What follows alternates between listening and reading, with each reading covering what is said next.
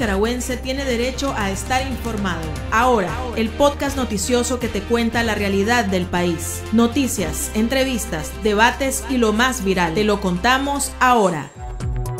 Bienvenidos al podcast de Artículo 66. En los micrófonos Marlene Balmaceda y Wilmer Benavides. A continuación, un vistazo de los titulares que han marcado este día. Régimen retiene pasaporte del periodista Mauricio Madrigal y le impide salir del país. Defensores de derechos humanos aseguran que Daniel Ortega ha refinado todos los métodos de tortura utilizados por Somoza. Las vacunas contra el COVID-19 Sinopharm y Pfizer llegarán a Nicaragua con un total de 371,000 dosis donadas. Iniciamos el podcast ahora, correspondiente a este miércoles 29 de septiembre de 2021. Las 5 del día. Las noticias más importantes. La Organización Panamericana de la Salud anunció la llegada de nuevas vacunas contra el COVID-19 a Nicaragua. Este jueves 30 de septiembre se espera el arribo de 138,000 dosis de la vacuna Sinopharm, desarrollada en China. Antes del 15 de octubre, también estarían arribando al país las primeras 233,000 dosis de la vacuna Pfizer. Todas son donaciones a través del mecanismo COVAX. Por su parte, el régimen continúa sin brindar información precisa a la OPS sobre la cifra de contagios y muertes por COVID-19. El organismo indicó que Nicaragua tampoco ha informado sobre la presencia de nuevas variantes del virus y recordó que el régimen recibió material para realizar el tamizaje. Escuchemos al doctor Ciro Ugarte, director de Emergencias en Salud de la OPS. Hay que recordar que Nicaragua ha hecho importantes esfuerzos en la preparación para la vacunación. Se han entrenado vacunadores, se ha mejorado el sistema de la cadena de frío. Aún así existen retos muy importantes, no solo por la disponibilidad de vacunas, sino también por los anuncios y los esfuerzos que se hacen para que esa vacunación se haga de la manera más transparente y con información detallada para controlar la pandemia. En ese sentido, la información que contamos respecto al número de casos, el número de fallecidos, sigue siendo muy escueto y renovamos nuestro pedido para que la población en Nicaragua reciba información suficiente y estamos dispuestos a cooperar y apoyar en todos los sentidos para que Nicaragua controle la pandemia al mismo tiempo que incremente el número de vacunas que recibiría. Por su parte, la vocera del régimen, Rosario Murillo, informó que entre el 20 y 25 de octubre estarán llegando 625,920 dosis de AstraZeneca, donadas por España por medio del mecanismo COVAX de la OPS. Murillo, quien recientemente atacó al país europeo, ahora le agradeció de manera insistente, indicando que España realiza una grandísima contribución a la salud de las familias nicaragüenses. La jornada de vacunación contra el COVID-19 para mayores de 30 años continuó este día en el municipio de Managua y llegó a Mazachapa y a la costa Caribe Sur. Reportes nacionales indican que en la ciudad de Bluefields algunos centros abrieron a partir de la 1 de la madrugada para aplicar las primeras dosis de AstraZeneca y los ciudadanos recibieron un número para asegurar su cupo. Por su parte, el partido de gobierno envió a 120 miembros de la Juventud Sandinista, supuestamente a brindar acompañamiento a la población. Se desconoce la cantidad de dosis que se destinó para cada municipio. La vocera del régimen, Rosario Murillo, continúa amargada con los sacerdotes de la Iglesia Católica. En esta ocasión, Murillo le dedicó unas 2 páginas violentas en las que tildó de demoníacos, sacrílegos y vendepatria a los líderes religiosos, así lo expresó la vicedictadora. Aquellos seres llenos de odio que nunca podremos olvidar y sobre todo aquellos seres que proclamaban con voces demoníacas increíblemente que había que exorcizar al pueblo nicaragüense entero. Voces demoníacas proclamando el absurdo, roles invertidos, a quienes habría que exorcizar. Porque de verdad que el demonio se apoderó de unos cuantos y ellos eran los exorcizables. Pero a ellos, desgraciadamente, con todos los roles invertidos, y no podemos olvidarlo, le bendecían. Y hoy que es día de todos los arcángeles, nosotros decimos, nunca olvidar. y unos cuantos que bendecían, siendo ellos mismos vendepatria, a los vendepatria, y que llamaban a sacar los demonios que ellos mismos tenían dentro. ¡Qué ridiculez, qué absurdo! Los demonios llamando a exorcizar a un pueblo bueno. ¡Qué barbaridad! Defensores de derechos humanos aseguran que Daniel Ortega ha refinado todos los métodos de tortura utilizados por Somoza con tratos más crueles y humillantes. La presidenta del Centro Nicaragüense de Derechos Humanos, Vilma Núñez, dijo al medio internacional Infobae que hay odio personal y venganza en las acciones de Ortega, un reciente ejemplo de otro acto perverso e inhumano por parte del régimen fue no haberle permitido al joven opositor y preso político Max Jerez despedirse de su madre antes de que ella muriera. El Pulso. Le medimos el ritmo a la realidad.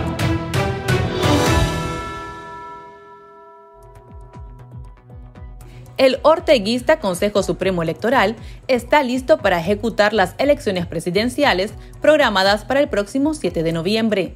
Ese poder del Estado informó que están convocados a votar 4.478.334 nicaragüenses. Para ello, habilitaron 3.106 centros de votación y 13.459 juntas receptoras de voto.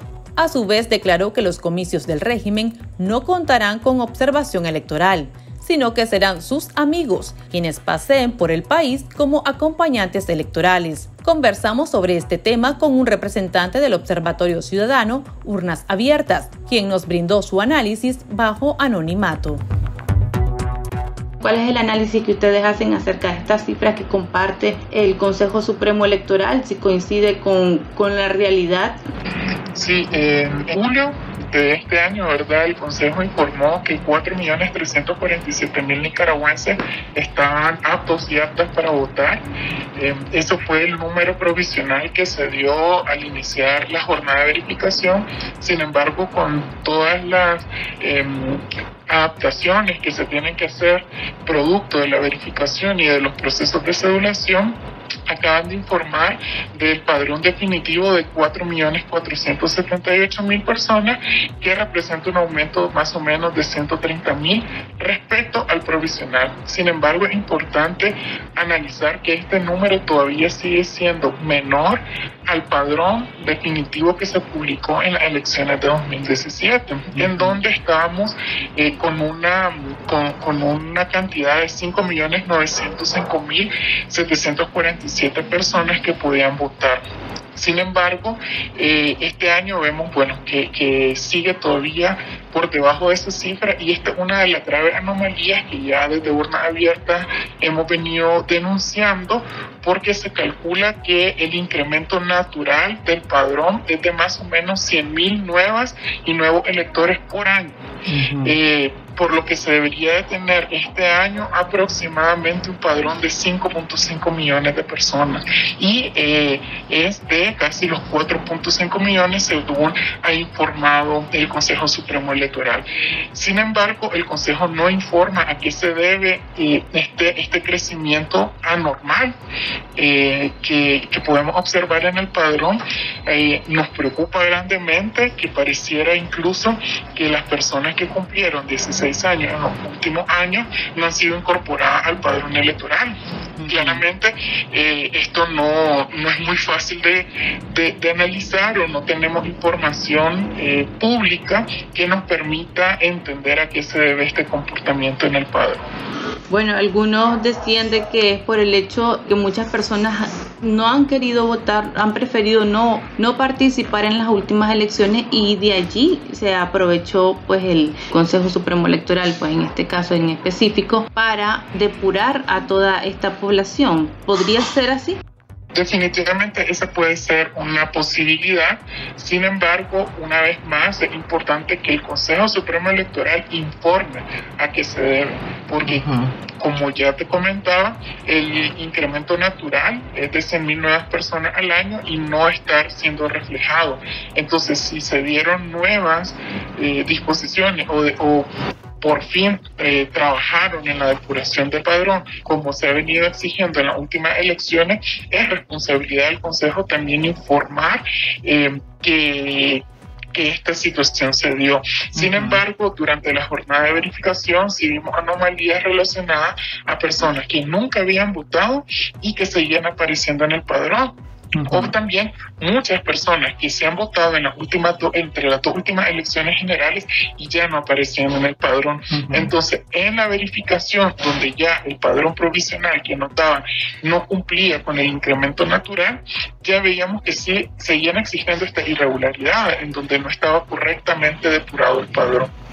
Otra de las situaciones que en algún momento evaluamos que tal vez se pudiesen dar es las más de 100.000 personas que están exiliadas a raíz de la crisis de 2018. Sin embargo, también durante la verificación estuvimos verificando las personas que salieron de manera regular del país, cuál era su situación en el padrón, y sí siguen apareciendo. Entonces, es todavía una incógnita y es responsabilidad del Consejo informar, ¿verdad?, cómo está trabajando y depurando el padrón, porque no tenemos información precisa que se debe que estos números pues no sean los que acostumbramos a poder ver en este proceso.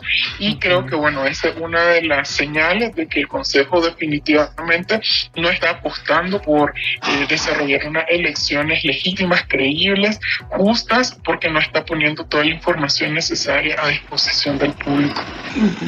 También estamos viendo de que los centros de votación pues disminuyeron, y una de las cosas que ha alegado el Consejo Supremo Electoral para limitar incluso la campaña electoral ha sido esta pandemia del COVID, pero ahora pues con menos centros de votación lo que presume la gente es que va a haber más aglomeración en los centros de votación. ¿Por qué creen que disminuyeron los centros de votación? ¿Cuál podría ser pues esta estrategia política? Posiblemente esta situación que no coincide, que estamos en plena pandemia y prácticamente estarían pues provocando una aglomeración.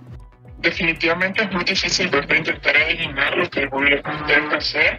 Sin embargo, basándonos en los hechos que hemos estado observando, la disminución de estos centros de votación representa que más o menos a un 25% de las y los electores se les cambió su centro de votación. Esto también es una situación de preocupación, porque esto puede generar obstáculos si estas personas quisieran salir a votar y no cuentan con la información precisa de cuál es el centro de votación al que deberían de asistir. Es cierto que se habilitaron sistemas en línea para informar sobre esto, pero no podemos olvidar que Nicaragua sigue siendo uno de los últimos países de la región que tienen menor acceso a internet para la población. Y otra de las cosas que también estuvimos observando durante la verificación es que muchos de estos centros de votación que fueron eliminados y que ahora están ubicados o que ahora ubicaron a estas personas en otras regiones o en otras zonas, especialmente en la zona rural, están con distancia excesiva. Hay personas que reportaron tener que caminar ahora hasta 2 horas para poder llegar a su nuevo centro de votación. Y lamentablemente tampoco hay una información pública que indique cuáles han sido todos los centros de votación eliminados. Desde Urnas Abiertas intentamos construir o reconstruir ese listado que está disponible en el sexto informe, pero no logramos llegar a todos los centros que han sido eliminados, ¿verdad?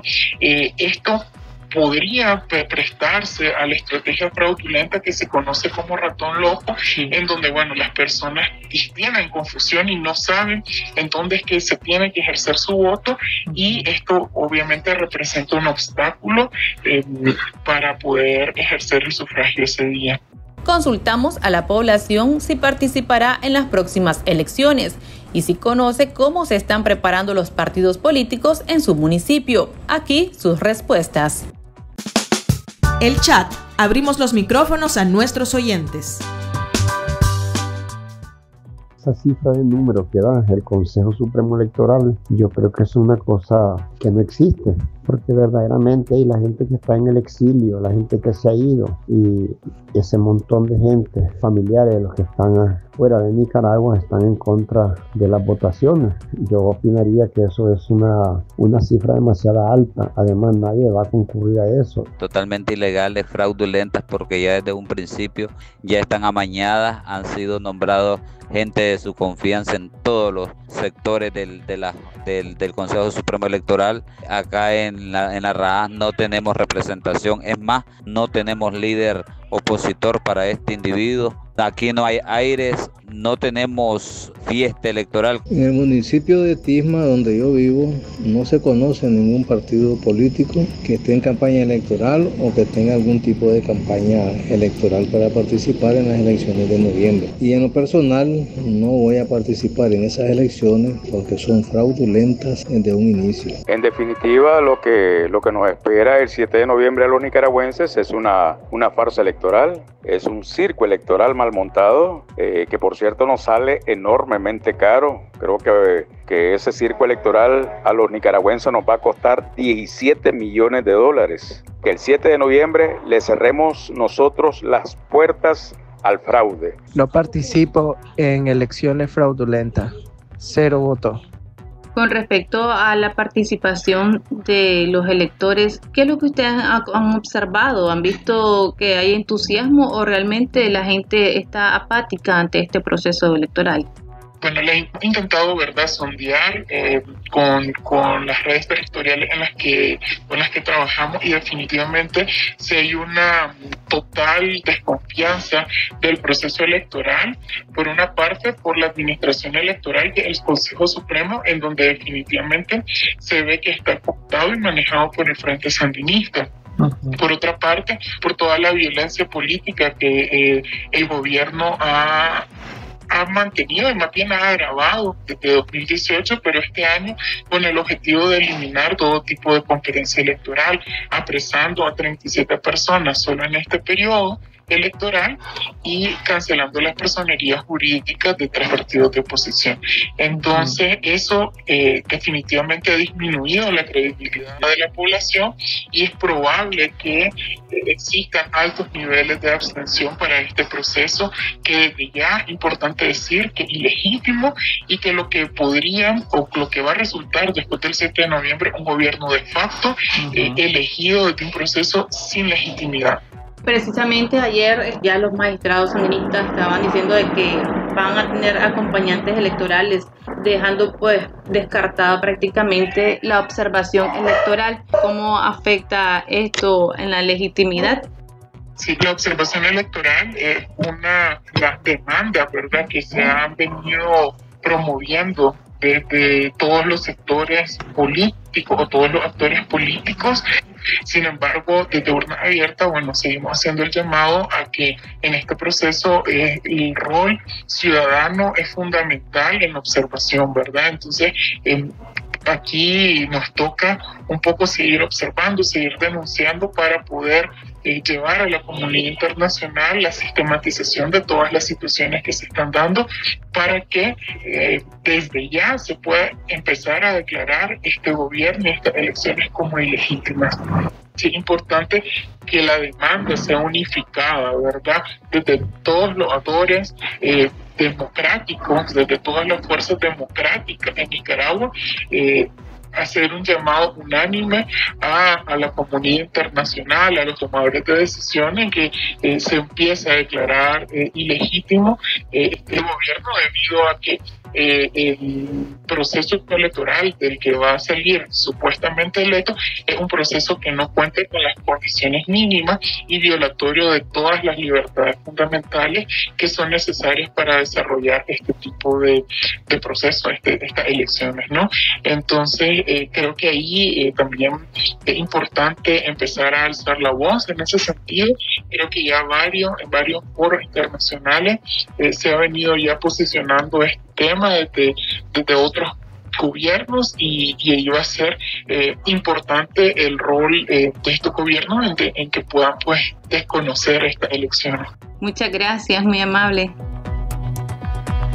Para estar al tanto del acontecer nacional y conocer las voces calificadas sobre la realidad nacional, Ahora, el podcast informativo sobre Nicaragua.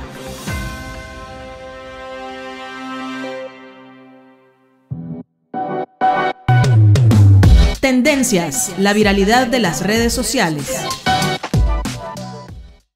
El periodista Mauricio Madrigal, jefe de prensa del noticiero Acción 10, tiene prohibido salir del país en este momento por órdenes superiores del régimen. La medida tomó por sorpresa al periodista cuando la mañana de este miércoles se disponía a abordar un vuelo con destino a Miami, Estados Unidos, con fines laborales, pero las autoridades de Migración y Extranjería en el Aeropuerto Internacional de Managua, Augusto C. Sandino, le retuvieron el pasaporte y le negaron la salida sin mayor explicación. Esto dijo a Artículo 66.